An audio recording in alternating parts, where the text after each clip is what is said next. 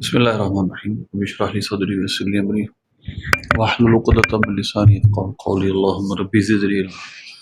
میری ایک ویڈیو تھی نماز جنازہ کی دعا جو حنفی ہے اس کا ثبوت۔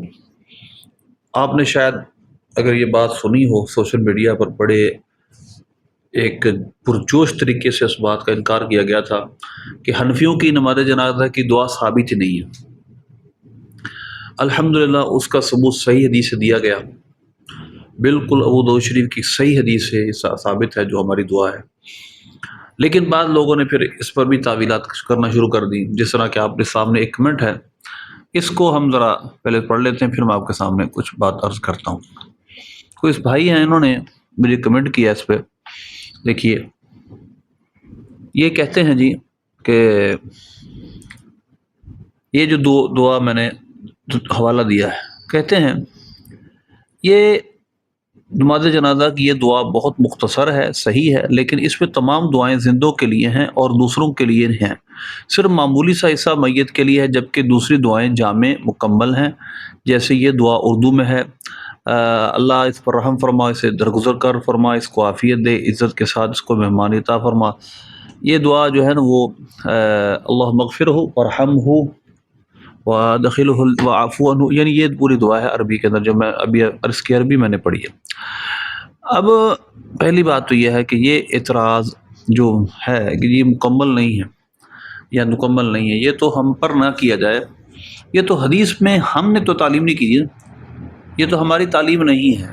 آپ کہیں کہ یہ آپ کی تعلیم اپنی دعا ہے، ہماری دعا نہیں ہے، یہ حدیث پاک کی تعلیم شدہ دعا ہے۔ جب یہ حدیث پاک کی تعلیم شدہ دعا ہے تو ہم پر کس کے بات کا اعتراض ہے؟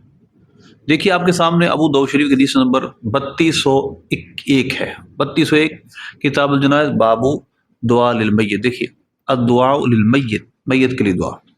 اب آپ دیکھتے ہیں اس پہ، دیکھیے ان ابی ہریرہ رضی اللہ، سندن بالکل صحیح حدیث ہے، حضرت سیدنا ابو ہریرہ سے روایت ہے، صلی رسول اللہ صلی اللہ علیہ وسلم علی جنازۃ، نبی پاک صلی اللہ علیہ وسلم نے نماز جنازہ پڑھی اور دعا کی، اللہم اغفر لحینا و میتنا و کبیرنا و ذاکرنا و صغیرنا و کبیرنا و ذاکر انسانا و شاہدنا و غائبنا، اللہم من احییت من فاحی علی الاسلام علی الایمان ومن توفیت منا فتوفہ علی الاسلام، اللہم لا تحرمنا ولا اجرہ ولا تضلنا بعدہ ولا تحرمنا اجرہ ولا تضلنا بعدہ۔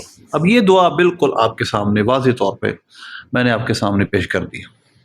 اب یہ صحیح سند سے روایت ہے، اس کی سند بھی دیکھ لیجیے، یہ لیجیے صحیح سند سے بالکل یہ روایت ہے، اس کی سند بالکل صحیح ہے، یہ دیکھیے اس کو بالکل صحیح سند سے روایت کیا گیا۔ کس کس کتاب میں، یہ بھی دیکھ لی تخریج، اس کی تخریج میں آپ کے سامنے پیش کر دیتا ہوں، یہ جامع ترمذی میں بھی ہے، اور اس کے علاوہ یہ سمجھا معمول کے ساتھ، جامع ترمذی میں یہ دعا معمول کے ساتھ لکھی، دیکھیے ذرا،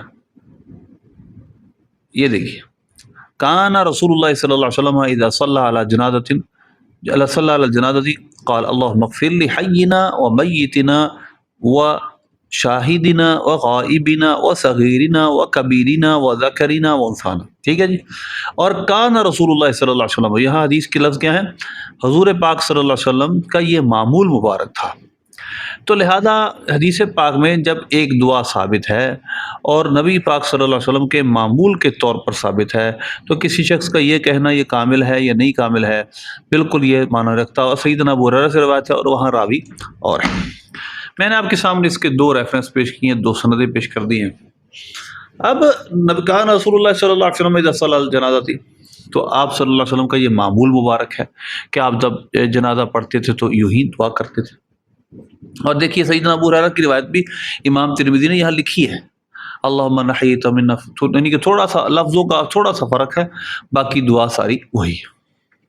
اب یہ جو حدیث پاک ہے، یہ جو حدیث پاک کے اندر دعا مذکور ہے، جو بھائی یہ کہہ رہے ہیں جی کہ دعا مکمل نہیں ہے، میت کا کم حصہ ہے، تو مجھ پہ اعتراض کر رہے ہیں، رسول پاک صلی اللہ علیہ وسلم پہ اعتراض کر رہے ہیں۔ یعنی حنفیوں کے اوپر جو آپ نے بار الزام لگایا تھا، کاؤنٹر کیا تھا ہمیں کہ ابھی آپ کی دعا ثابت نہیں، دعا ہم نے ثابت کر دی حدیث سے۔ اب جب دعا حدیث سے ہم نے ثابت کر دی تو آپ کو چاہیے تھا آپ مان لیتے۔